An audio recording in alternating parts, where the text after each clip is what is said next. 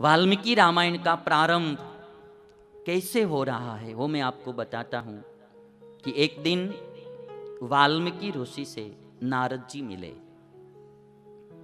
तो जब नारद जी मिले तो वाल्मीकि ऋषि ने एक प्रश्न पूछा कि आजकल इस दुनिया में गुणवान पुरुष कौन है। यहां से वाल्मीकि रामायण की शुरुआत होती है, प्रारंभ होता है कि आजकल इस दुनिया में, इस पृथ्वी पर गुणवान पुरुष कौन है। और वाल्मीकि ऋषि पूछते हैं, कौन वस्मिन् सांप्रतम लोके गुणवान कश्च वीर्यवान धर्मज्ञश्च कृतज्ञश्च सत्यवाक्यो दृढ़व्रतः। हे नारद जी, इस दुनिया में गुणवान और वीर्यवान पुरुष कौन है? कौन धर्मज्ञ है और कृतज्ञ है? धर्म को जानने वाला और किए हुए उपकार को समझने वाला उपकृत कृतज्ञ पुरुष वो कौन है? कौन सत्य बोलने वाला है और कौन अपना नियम दृढ़ता से पालन करने वाला है? ऐसा पुरुष कौन है?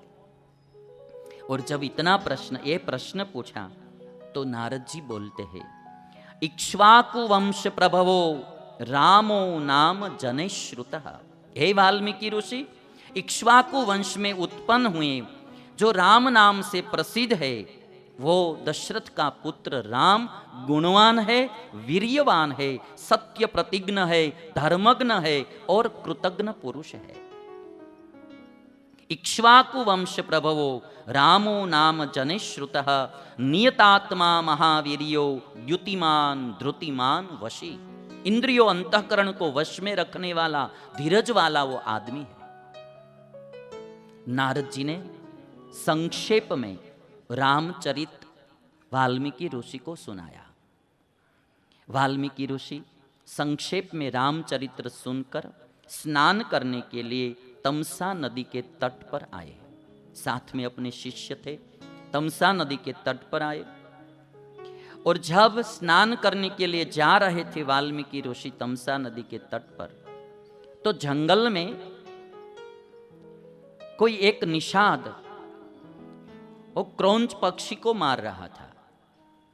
क्रौंच पक्षी और उसकी पत्नी दोनों वृक्ष पर बैठे थे और ये जो शिकारी था पारधी, तो उन्होंने बाण मारा और क्रौंच पक्षी को मार डाला। पक्षी मर गया तो उसकी जो पत्नी थी वो रुदन करने लगी, वो विलाप कर रही थी। प्रीति तो पक्षियों में भी होती है, पति पत्नी में, तो विलाप करने लगी।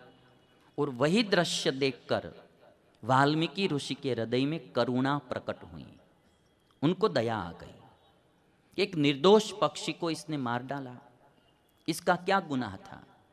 इसका कोई अपराध नहीं था, फिर भी इस पारधी ने, शिकारी ने ये पक्षी को मार दिया। तो ऋषि को बहुत करुणा, दया आ गई, करुणा प्रकट हो गई। और जो अपने हृदय में करुणा प्रकट हुई थी, शोक हुआ उसको कि ये क्यों मार डाला, वो जो शोक था वो एक संस्कृत श्लोक के रूप में वाल्मीकि ऋषि के मुख में से बाहर आया।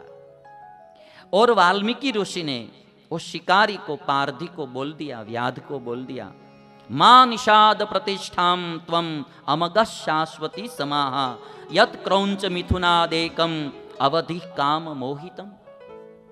हे पारधी, तुमने एक पक्षी को मार डाला, जाओ तुम इस दुनिया में कहीं शांति से नहीं रह पाओगे। वाल्मीकि ऋषि ने श्राप दे दिया।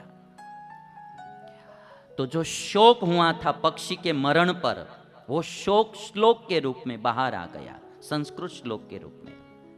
ऋषि अपने आश्रम में आ गए। वाल्मीकि ऋषि, ब्रह्मा जी आए, ब्रह्मा जी मिले। शोकाकुल वाल्मीकि ऋषि को देखकर ब्रह्मा जी ने कहा कि आप शोक मत कीजिए, जो कुछ हुआ है वो मेरी इच्छा से हुआ है। अब वाल्मीकि ऋषि को शोक वही बात का हो रहा था। एक तो पक्षी को पारधी ने मारा, तो पक्षी के मरण का शोक हो रहा था। श्राप दे दिया पारधी को कि तुम शांति का अनुभव नहीं करोगे। तो अब वह शोक हो रहा था कि एक पक्षी के मारने पर मैंने एक इंसान को श्राप दे दिया, अब वो भी दुखी होगा। तो शोकाकुल बैठे थे वाल्मीकि ऋषि। तब ब्रह्मा जी ने आकर कहा कि आप चिंता मत कीजिए, जो कुछ हुआ है वो मेरी इच्छा से हुआ है।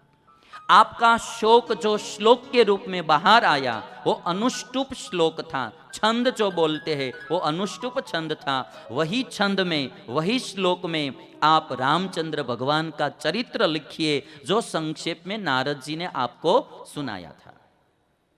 और तब वाल्मीकि ऋषि योग दृष्टि से रामचंद्र भगवान ने जो जो चरित्र किए थे और जो आज चरित्र कर रहे थे रामचंद्र भगवान, और जो भविष्य में चरित्र करने वाले थे, वो सब चरित्र वाल्मीकि ऋषि को योग दृष्टि से दिखाई दिया।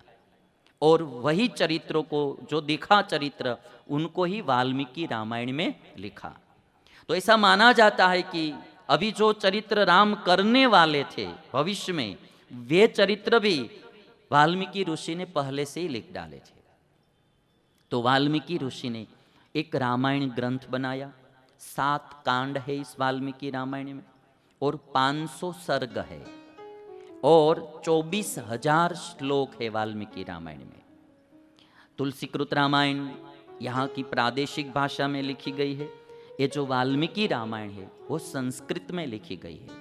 हमारी जो हिंदुस्तान की देव भाषा है संस्कृत, वो संस्कृत में लिखी गई है, और 24,000 श्लोक है। भागवत में 18,000 श्लोक है, 18,000 श्लोक है। इसमें 24,000 श्लोक वाल्मीकि रामायण में लिखे गए हैं। और वाल्मीकि रामायण लिखने के बाद वो सबसे पहले लव कुश को पढ़ाई।